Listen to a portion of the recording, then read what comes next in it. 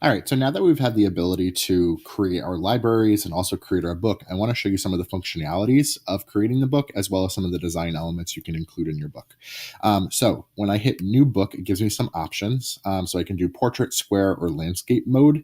And I also have the ability to do the same with a comic book. So you have the same functionalities in either a regular book or a comic book. So I want to show you the more difficult or like the more rigorous one, which is the comic. So we can create one of those together. So if you notice, when we click the square comic book, it comes up just as a blank book. But you have to hit the plus arrow here to figure out what type of panel you'd like to use, because there are just so many options. So I'm going to go ahead and I'm going to just choose the simple panel with, an even amount of space at the top and the bottom. And I want to go ahead and input some media. And I was thinking about some of the really cool options here of what you could have the students do. So they can either import media from a photo, or they can use their webcam to take their own, which is pretty cool. So you could import a picture of, a group of students, or maybe even a picture of a book or something from that.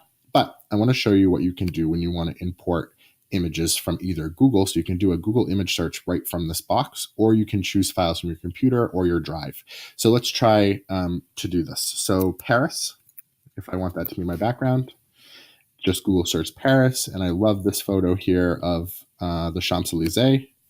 So I'm going to hit select, and that file will upload and it'll become the background for that slide. And I was a little bit concerned at first because I wasn't sure if you could layer images, but you absolutely can, and it's so cool. So I'm going to hit the plus arrow again, and they give you some options for speech bubbles, thought bubbles, text, and stickers.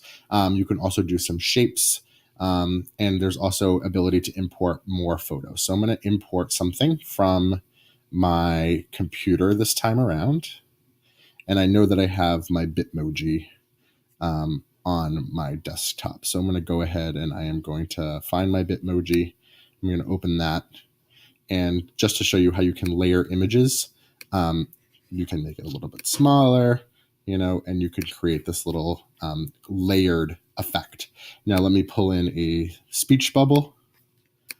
So here I can change the orientation of the actual speech bubble. I can change the size. So that's so cool.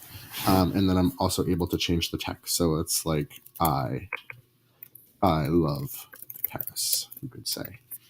So that's very cool. You can also change the background color. So I can show you how to do that. So let's see. I know that there's a way to do it right here. So right here, you can change the background color. There's also patterns. So I could make it, something like that, or blue, pretty cool, match the sky. And that's how you can make a comic book. And I was thinking about ways to use this with students. If you wanted to have them summarize a chapter of the book, you could have them do it in comic book form. And what's nice is that every add a page, I